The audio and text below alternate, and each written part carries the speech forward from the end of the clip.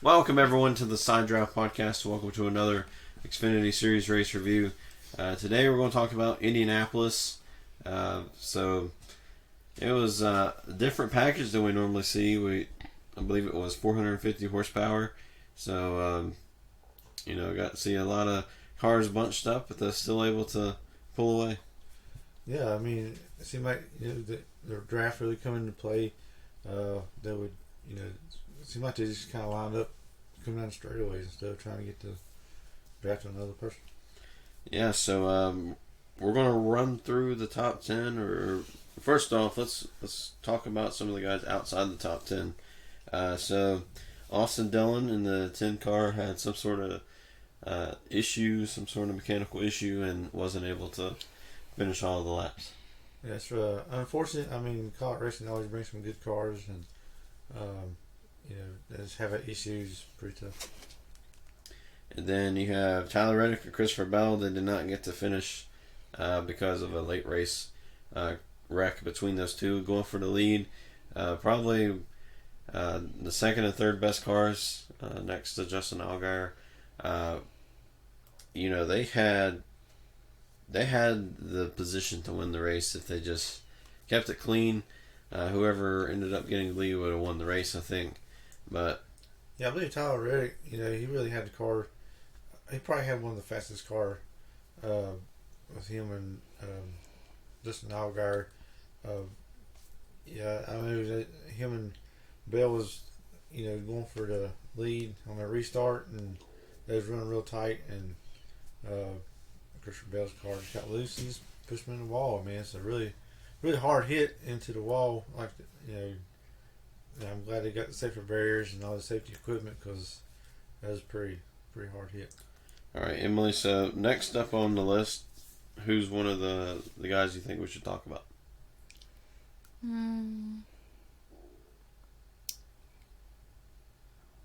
What about Austin Cindric? Yeah, Austin Cindric. Yeah, so towards the last restart, he had some sort of tire rub or something. He just couldn't get Justin Allgaier all the way up there to challenge Kyle Busch for the lead. I think I lost Justin Allgaier the win, but Austin Cindric had some sort of issue from that last caution from Brandon Jones. Yeah, I believe the caution before, Austin Cindric, he was really coming through the field. I mean, he was passing cars, and he's come to the top 10. Really fast car, but him and Brandon Brown Jones. Brandon Jones.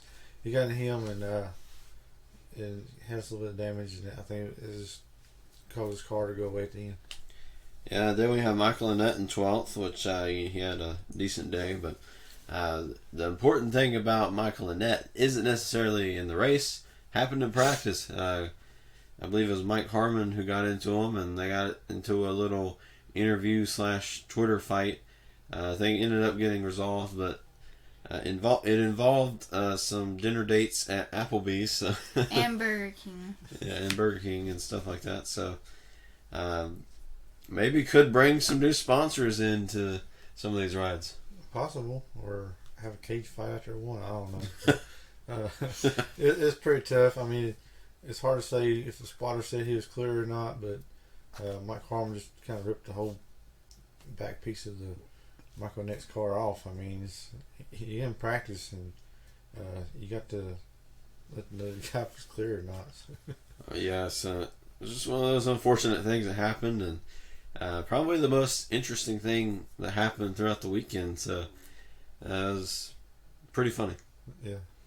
When we get into the top 10, Ryan Sieg in the 39 ended up getting a top 10. He should be well inside the playoffs as long as no one else wins and locks himself in that's not already in. So it's not like the Cup Series race where this is their last race of the regular season. The Xfinity Series have one more to go. Yeah, Ryan Sieg, I think he's having a real kind of a career year. He's got a lot of top 10s, and they really got that car running a little better. Then you have Austin Hill in 9th in the 61 for Hattori Racing. So great run. They didn't get the run, I believe, Daytona earlier in the season because of a rain out for qualifying, and they just didn't even get to run anything. They just went home. So to go and get a top 10 finish was pretty solid. And then we have Chase Briscoe and Cole Custer 8th and 7th. They had some strong cars, just not necessarily race winning cars. And then Brandon Jones in 6th. They had he had the issue with Austin Cindric, but still somehow managed to get almost a top 5, but a 6th place finish. So I was really surprised by that. I thought he was knocked out of the race, but he ended up getting 6th place. Yeah, it's good. Good comeback and finish 6th. And Justin Haley, he tried that strategy, taking 2 tires, ended up getting him a 5th place finish. So not the win like he would hope for, but he ended up getting a solid top 5. So that's pretty cool. And then he's running real good. It's good strategy. I mean, he ran top 8 all day. They thought they'd try something towards the end, and still come out 5th. I mean, that says a lot. It's the first time he been here at Indianapolis, and he really likes the place and his hometown. So it's a good finish for him. Then we have Jeb Burton in 4th in that 8 car, which was run by Dale Jr. last week. So 2 straight top 5 finishes for the 8 car. So that's really good, and I believe that is his best career finish. That's good. I mean, I believe he was the key one, getting Kyle Busch into the lead. Gave him a great push in that last restart, and he got the 8 car running really great. So. And then Noah Gragson in 3rd. He had an up and down kind of day. 1 minute he'd be up there battling. Next minute he'd be 12th in forward. So he just had one of those days, but ended up finishing on the podium. Yeah, it's pretty tough. But it's his first time here too, and he got a little damage and stuff, but he still had a good finish. And I believe if he was behind Allgaier on that last restart, he would have won. Yeah, one of them would have won because once Allgaier got around Cindric, he pushed Justin Allgaier up there, and it kind of helped him get up there to 2nd position. Yeah, and then we have Justin Allgaier in 2nd. Ended up almost getting the win. He's had one of those tough years that you're eventually gonna have in your career, but I was hoping he'd get the win. Not just because I picked him on Fast Picks, but also, I mean, he deserves one. He's been so close, almost won at Bristol, had that tire issue, and then probably would have won here at Indy if it was not for that final wreck there, or Austin Cindric not being able to push him all the way because of his tire issues. So it's unfortunate that he ended up getting 2nd. Yeah, I believe the restart before Christopher Bell and Reddick, they come in with some pit strategies. Justin Haley had the 2 tires, and Josh Williams stayed out, and he was the leader of the race. And I believe that really the turning point that caused Justin Allgaier to lose the race, because he was just kind of holding Allgaier up. I mean, I understand you try to get your best position on the race, but you got to have a competitive car to compete with these up front, and it's just pretty unfortunate. Yeah, he just didn't I don't know if he just didn't have tires, or if he was trying to get a better position, but still, I mean, if this would happen to Homestead, I mean, I know it's happened before, but if that happened to Homestead, I mean, a lot of people would be furious at that. So yeah, because Justin Allgaier, he passed Kyle Busch. Yeah. But he just couldn't get to him at the very end. I believe he got an arrow push. I believe if Gragson would have been a little closer to him, he might have been able to make the manufacturer a run to get around him. Yeah, you just really can't generate a run by yourself here. You can, but it probably will take a longer run. We ran a short run towards the end with all those cautions. So I know Allgaier was hoping for a longer run than that, probably another couple laps. But I think really he just needed to try to get a little contact with them to get around them. I think that's what it's going to have to take. Some of these racetracks. I know a lot of people don't want to do that, but we're getting into the playoffs. It's going to start heating up. I think we're going to eventually start seeing that. I think if Allgaier was outside the playoffs, he would have definitely done that. Yeah, I mean, I believe Allgaier's probably going to peak at the right time. He's got some good cars. Just can't get the finishes quite where he wants them.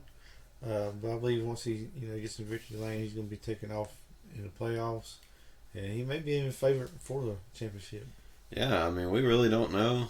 I think the Big Three is still the Big Three, and they're going to continue to be the Big Three. But last season, we saw Tyler Reddick step up to him and win. So if he can do that yet again, or if someone outside the top three can do that, just like he did last year, we could see somebody completely, we don't even think could do that, but then, could see someone like Ryan Sieg or somebody just step up and win a few races, or like Noah Gragson, Justin Allgaier, they could go out and win a few, get some momentum on their side, and win the championship.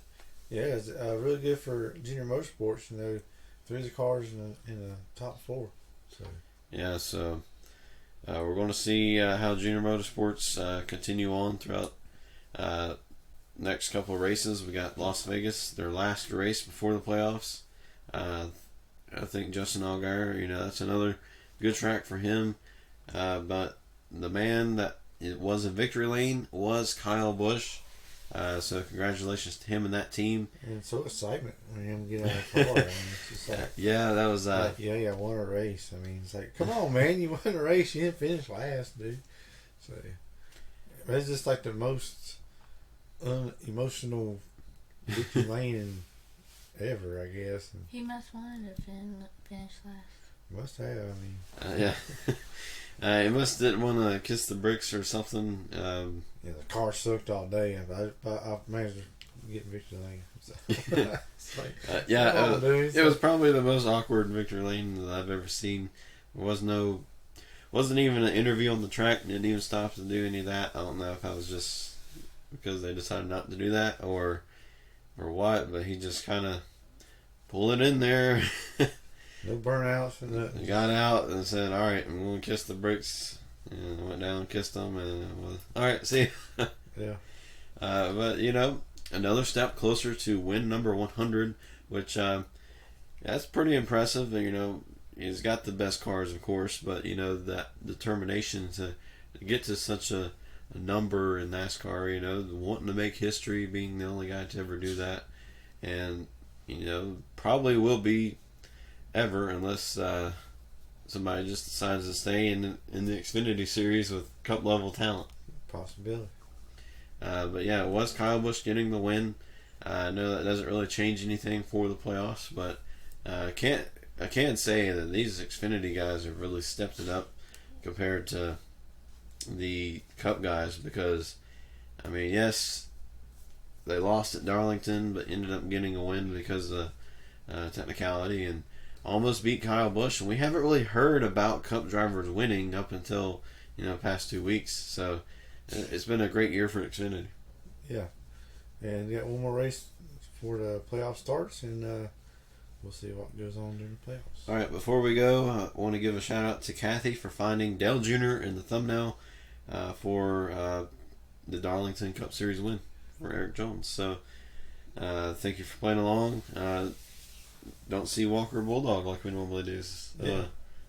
Wonder what happened. I don't know. We appreciate everybody looking for Junior, and we're glad we'll keep his game going.